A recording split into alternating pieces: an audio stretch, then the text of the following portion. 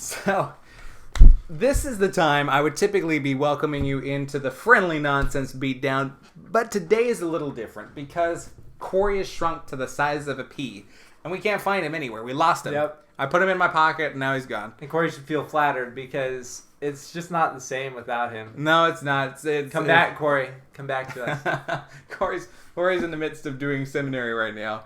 And so instead of, we wanted to save this content for Corey to be here, and that way he can react to some of this stuff. So instead of the Friendly Nonsense Beatdown comedy podcast, we have a little bit of a segue, which when Corey is busy, we will probably end up doing on a regular basis. But we are going to talk sports, and it's going to be more of a conversational piece. This is more of a brotologue. Well, we have to wait for Corey to leave for sports. Yeah, because he does guy. Nothing. He'd be sitting there. It's like, I know how you play these sports, but I don't know anything about the people involved. Or he'd be like, Michael Jordan. Kobe Bryant. Tom Brady. Yeah, he knows like 3 people. Tom Brady. Tom Brady. So it's going to be a little bit more conversational. Obviously, I'm repping my team, my home team. I'm repping Niners. No, I don't have mine. I'm repping my home team to my chest hair. I see.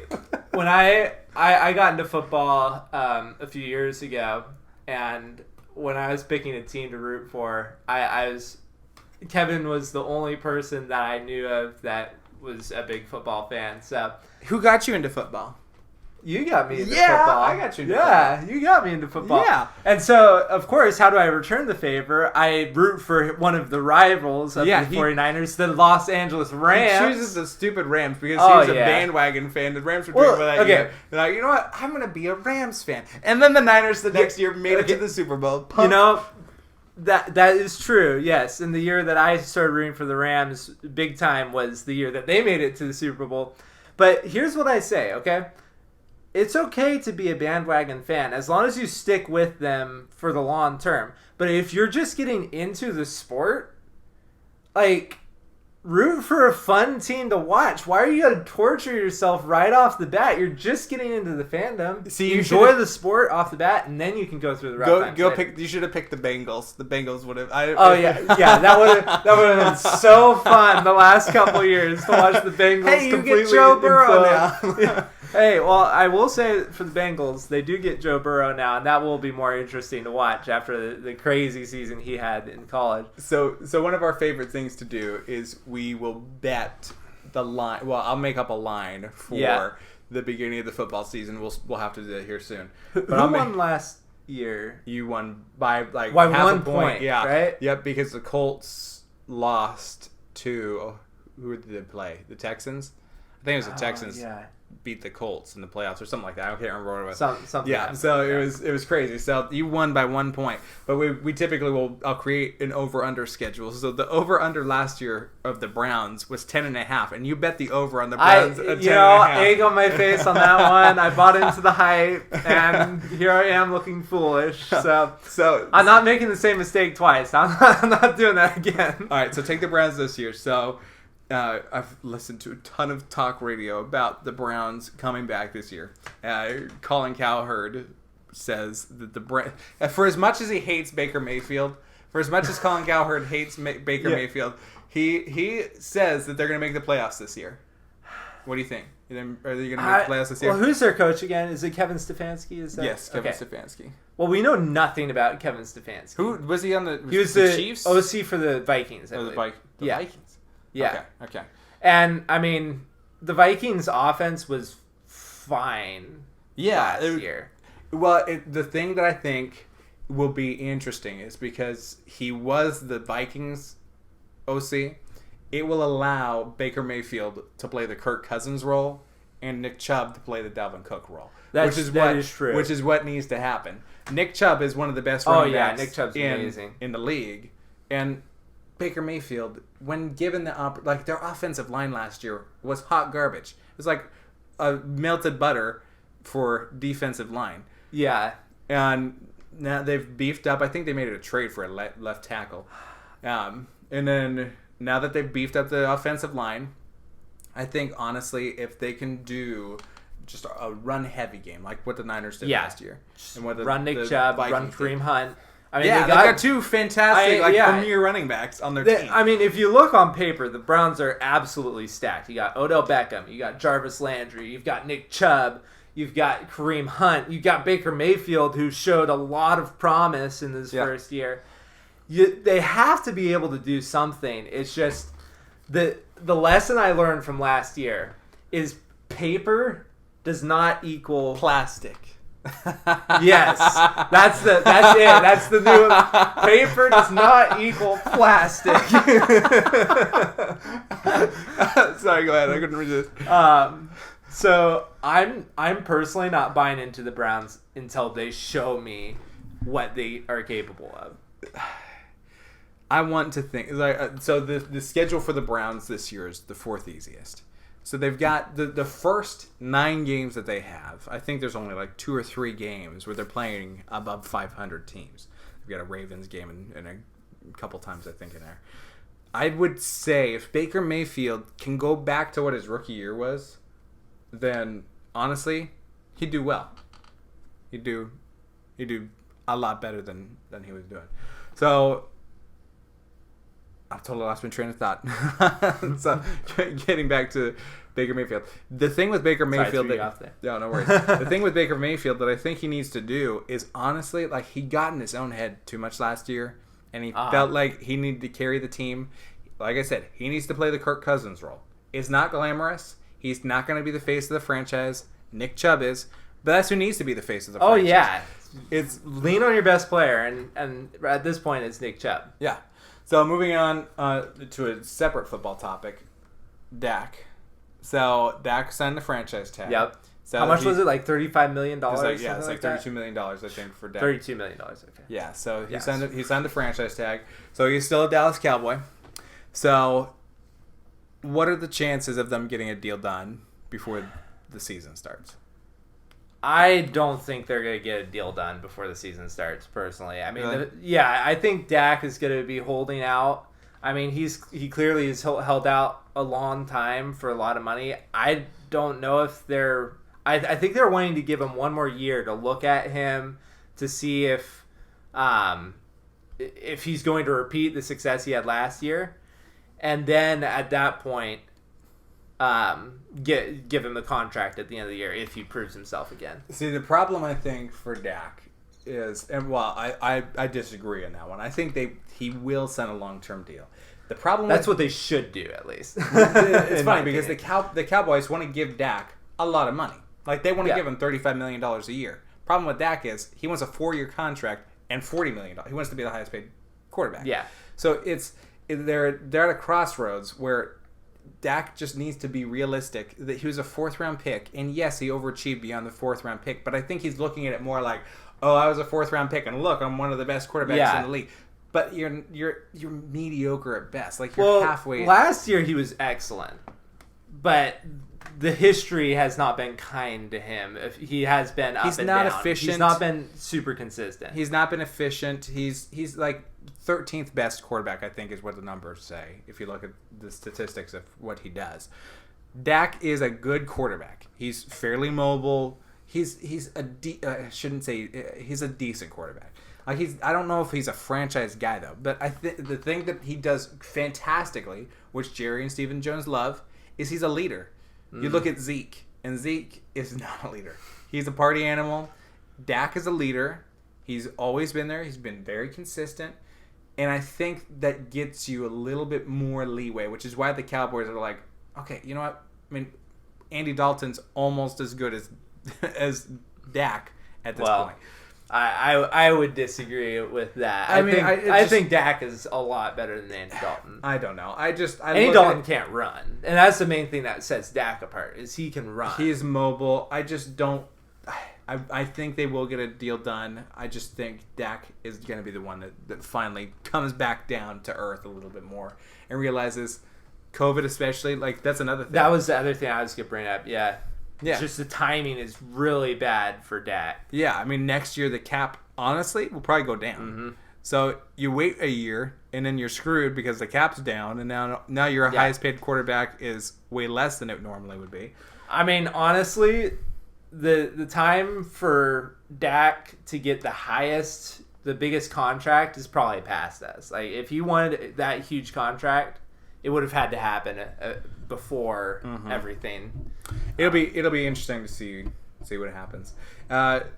Moving on real quick we'll go back to football in a little bit, but I want to talk about baseball. I know you don't follow baseball. I'm not a huge baseball fan, but I will insert myself where I know. The commissioner of baseball, I think his name is Paul Manfred. So he and the Players Association for baseball have been talking back and forth. The MLB. I have heard about this. The feuding back and forth. So the MLB has announced they're doing a 60-game season, and so weird. Yep, and baseball season. Because how much is it usually? Like it's 152 games. Yeah, so pretty close. So many. Yeah, so they've done a 60-game prorated season. So they'll pay the players. I think it's like 75% prorated. So it's 75% of what the prorated salary would be for the 60 games. I think is what they announced. Players are fighting back on it. They have until July 6th or somewhere around there to report for the MLB. So the issue is nobody still knows if the season's going to happen this year and what's going to happen. So I don't know, honestly. I look at baseball. Baseball's been slowly dying over the years. Like if you look at the fan base, baseball used to be America's sport until about probably 20 years ago. Well, it may be to play, but not. No, I don't even think it is. Watch. I don't think it is to. That's the point. I think it was to watch. Like it used to be America's sport to watch. Yeah, for sure. And we hit a point in the early 2000s where football took over. Football is by far and away the biggest sport now. NBA too was behind baseball. They came up. They've taken over. So I look at baseball, and I would argue that hockey should be more. Hockey definitely hasn't taken over baseball yet. But I look at baseball and I'm like, is baseball going to recover from this? Like, baseball was slowly dying anyway. Are they going to skip this season? Because I honestly believe at this point they might skip the season. This season doesn't happen. Like, what happens next year? Like, Paul Manfred's probably not going to be the commissioner next year. I'm sure they'll get kicked out. But what happens to baseball? Is baseball coming back? Baseball will still be here. There's enough fans, I think, to keep it alive. But they're going to have to come up with some other way of making money. They're going to have to change the game somehow to make it more watchable. It's just not watchable. It's speed it up. It is so slow. The only thing that I enjoyed watching was the last game of the World Series. I watched that, and I didn't even watch it in entirety. I was flipping between that and a hockey game. Regular season hockey versus Game 7 of the World Series. Well, not even regular season. I mean, we're talking October, right? Yeah. So this is like the beginning of the hockey season. Man. So, yeah, it's like a pretty meaningless game of hockey versus the most meaningful game of baseball. We're Game 7 of the World Series. It's anybody's game. So tell me about hockey. Tell me why you love hockey. Oh, hockey is great. It's just a lot of fun. And lately, the last few years, they've been making steps to make it a safer sport, less concussions. I mean, it's still pretty physical, but you don't see as much of the fighting, which I personally am not a huge fan of. The fighting and you don't like the fighting in hockey? I feel like that's the only reason I would watch hockey. That's not my favorite part of hockey. My favorite part of hockey is just watching how incredible these guys are on the ice. When I have gone ice skating, I've gone a few times. I look like a clown out there. I'm falling all over the place. I'm slipping. I'm hitting my head on the ground. But these guys are going like 20, 30 miles an hour down the ice, just breakneck pace, keeping track of this tiny puck and passing it perfectly back and forth to each other. It's just so fast paced. The puck is going back and forth, back and forth. There's so much teamwork involved. It's just a fun sport to watch. So you would tell me that your second favorite sport is figure skating because you like watching people My second favorite sport is football.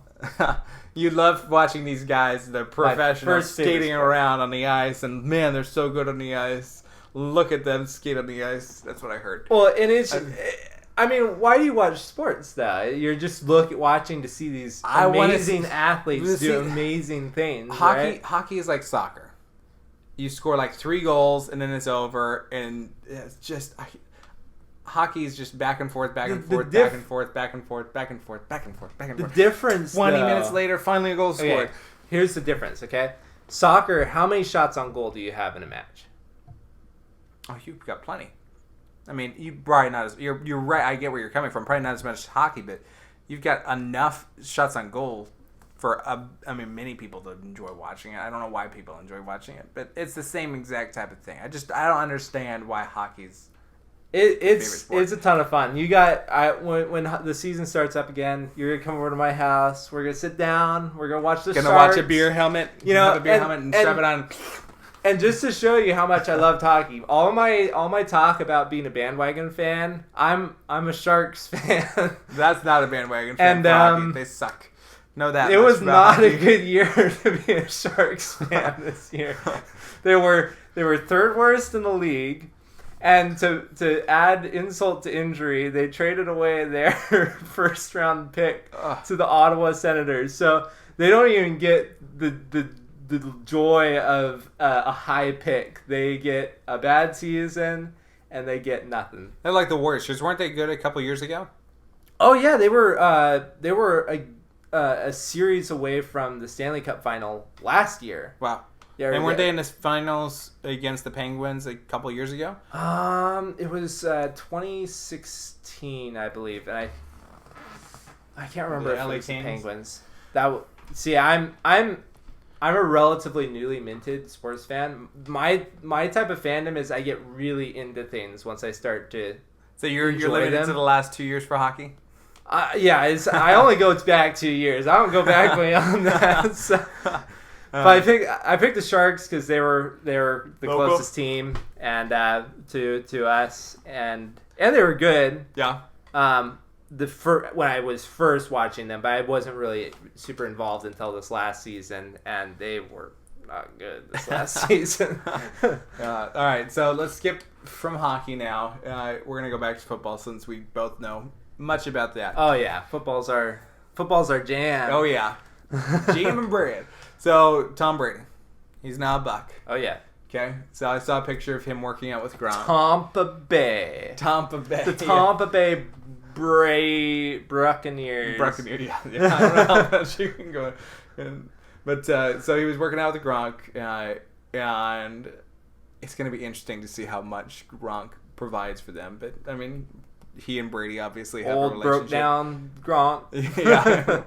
So take the Buccaneers. Okay, they are one of the favorites to win the Super Bowl simply because Tom Brady joined the team. The odds at Vegas, people love betting on the Buccaneers, are insane. You would never bet. Last year, you wouldn't have been your right mind if it was like 1,000,000,000 to 1 odds, put a buck on the Buccaneers. So now it's like 20 to 1, the Bucs will win the Super Bowl. So, I mean, I think it actually might be even better odds than that. Worse odds than that. So it's crazy. Yeah. To think the Buccaneers are... To put them that high to win the Super Bowl, in my opinion.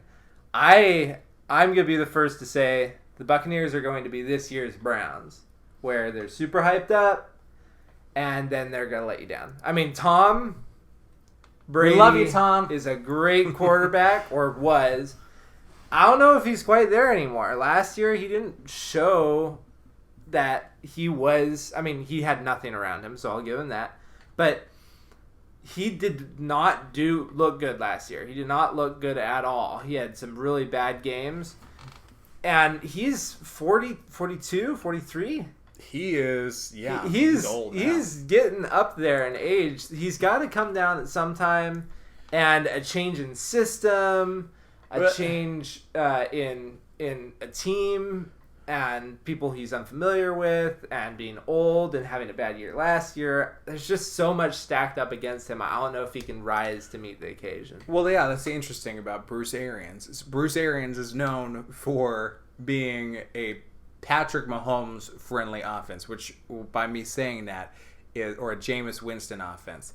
High risk, high reward. He loves the deep ball. He loves you just to toss it. That Jameis Winston was I don't know why they got rid of Jameis Winston. He was perfect for their offense. And Jameis Winston produced the most beautiful stat line ever. Yes. 30 touchdowns and 30 interceptions. How is that even possible? I have no idea. Ridiculous. It's crazy. But Bruce Arians is not a Tom Brady kind of a guy. Tom Brady is a field general. I remember when Peyton Manning retired. And Peyton Manning told reporters, he said, look, it wasn't that I couldn't see it. It would have been great to continue. Because the game slows down so much for you at that point. Like you can read defenses immediately, and then you audible out of it, and you've got the perfect play set up. But the problem is, and this is the problem with Tom Brady, you saw it last year, your arm goes. Like your deep ball goes. So unless he's running slant routes or curls the entire time, post routes or digs are not gonna. He can't get the ball out there anymore. Which, to be fair, they do have Chris Godwin, who is excellent at those he's the types best of routes. slot yeah, receiver in the NFL. He's right great, and then you've got Gronk. So you've got the weapons you have on the Buccaneers are infinitely better than what the Patriots had last year. So if the only reason the Buccaneers would be a good team, if that's what they end up, is not because of Tom Brady. It's because of the structure that they have. Because we saw Tom Brady last year in the same system he's always been in, but just substitute a few of the players, and you just see everything fall apart. Yeah. I mean, that said, we can't forget the Patriots were really... They were in the playoffs last year. Oh, yeah. I mean, they were still fantastic. Yeah, but it was on the basis of their defense. It was the basis on their defense, not their offense, that they did so well. And the defensive player of the year in Stephon Gilmore. They've every year got the number one defense or number two defense in the NFL. And that's the other thing about the Buccaneers is it's a downgrade from the Patriots defense. The Buccaneers defense was much improved last year over what it was the year before, but still, I mean, you have to play both sides of the ball. Tom Brady is not just switching out a couple players. Tom Brady and Gronk is not going to immediately make your team 100% better. It's interesting too because I was looking at the fantasy ADP for Chris Godwin and Mike Evans. Mm-hmm. Mike Evans always used to go in the first round. He's a fantastic receiver. He's one of the best receivers in the NFL, top 5. Now he's like bottom of the 3rd round, top of the 4th round. Chris Godwin is very top of the 2nd round, if not the 1st round, which is crazy but it makes sense. He's a slot receiver, and Tom Brady loves to throw to the Julian Edelman, who is a slot guy, or to Chris Godwin, inevitably, who's going to be a slot guy. But you have to have both options to keep the defense accountable. You know, you have to have both those options, and you have to not just have an empty threat deep receiver. Mike Evans, you have to actually get it there, and you have to make sure. Like Patrick Mahomes is a perfect example. He can hit the slot, he can hit the deep route equally well, and that's what makes it so dangerous. Is they have those weapons that can go deep, that can go short, and he can hit both of them equally well, and so the defenses don't know who to prioritize. Yep. So to wrap up our conversation for the night here. Let's make our Super Bowl predictions, and let's rewatch this in a few months and see who Super Bowl predictions in June. Let's do this. Super Bowl predictions, okay? Kyle Shanahan is a beast. I have to rep my Niners. He's such a homer. Niners are going to make it. They're going to win this year. I'm positive. I looked at like Brandon Ayuk, who is their first round wide receiver they picked up. Super fast, dude. Fantastic wide receiver, so he's good. They traded away DeForest Buckner as middle linebacker or whatever position he plays at linebacker. Traded him away, I think, to the Colts or somebody. They picked up as their very first pick. I don't remember who he is, but a guy to fill that position and perfectly. So they traded the old guy for the new younger model. They've got such a fantastic young defense that is homegrown. And now with adding Brandon Ayuk, if they pick up one more wide receiver in free agency, Deebo Samuel makes the next step, I don't think they're going to be stopped. I honestly think they're going to go 14-2 this year, have a clean sweep to the Super Bowl, and be done. Okay. And lose to the Chiefs in the Super Bowl. Nope, Again, it was my pick, spoiler. I would love to put the Rams as the Super Bowl winners, but I don't think the Rams are going to make it to the Super Bowl, unfortunately. You think the Chiefs are going to be there? I think the Chiefs are going to be there because I'm just looking at the last couple years. Okay, you got Patrick Mahomes 2 years ago going against the Patriots in the AFC title game. The only reason they lost that game is because the Chiefs defense could not stop Tom Brady. And yeah, you got the coin flip at the end. The coin flip went in the Patriots' favor, and the rest is history. And then last year, we saw what happened. Even when the Chiefs are down and out, boom. Twice all it takes. Against the Texans and against... 3 times. The Titans, they were down. Oh, that's too. right. The Titans, too. Yeah, they were down every time. 3 games they in a suck row. on the early start. Oh, but man, once they get going, they explode. And their team is relatively the same as it was last year. The last couple of years, they still got the same amazing pieces. You got Travis Kelce, you got Tyreek Hill, you got Patrick Mahomes, of course, and they're just unstoppable. And they got the second seed even after Mahomes was out for a couple, the second seed, number 2. Andy Reid is a fantastic coach. The problem that I foresee is, and again, you got to look at the projections going on for who's going to win the most games. The Chiefs is so dependent on their offensive weapons staying healthy. You lose Travis Kelce, offense isn't the same. You lose Tyreek Hill, offense isn't the same. You lose Patrick Mahomes, offense isn't the same. And I think any one of those players gets hurt, they're going to have trouble in the playoffs. They're not going to make it through the playoffs. The thing is, though, their defense was one of the best in the league for the last half of the season. Yes. Well, that's what you got to look at, though, because that's the same defense that you're going to see going into this year. They've got some great young guys on that defense, and I think they're gonna roll. I'm be shocked. I honestly think it's going to be Ravens and Niners. And I'd be nervous if I won't fault you for picking Ravens, because Ravens, I mean, they got a dominant team too. It's gonna be a repeat of 2012 is my fear, and the Ravens will win. There's always that surprise though. You never know what's gonna happen. That's the great thing Packers about sports. may come back this year. Oh yeah, please. No, they're not. Sorry, Packers fans. No. I had an argument with a guy. People were arguing that Aaron Rodgers isn't a top 10 quarterback right now. I'm like, guys, he's still a top 10 quarterback. Yeah, he's incredible. He's a first ballot Hall of Famer. So many people are always, what have you done for me lately mindset. And I understand that poor guy's frustration. What are the Packers doing? They drafted a quarterback in the first round. What are they thinking? Oh, man. And I understand the frustration. He's like, dude, we have no wide receivers. We just have these young guys, and we're just like cycling through them. And there's no, I mean, other than Devontae Adams. Yeah. But I mean, you can't just win off of one receiver. You have to have somebody to keep them accountable. Yeah, it's gonna be tough for the Packers. I honestly think Aaron Rodgers is not long for the Packers. I think he's gonna ask for or demand a trade this next year. That's going to be a weird world where both Tom Brady and Aaron Rodgers are either retired or on different teams. Tom Brady's already gone. Aaron Rodgers goes over to the Dolphins. Oh, that would trades for Tua. That would be so weird. But the Dolphins wouldn't. Okay. Let's end with this question. If Aaron Rodgers... Unfortunately, we don't have time because our movie will cut off in like 30 seconds. Oh, that's true. Yeah. So, with that cliffhanger for next time.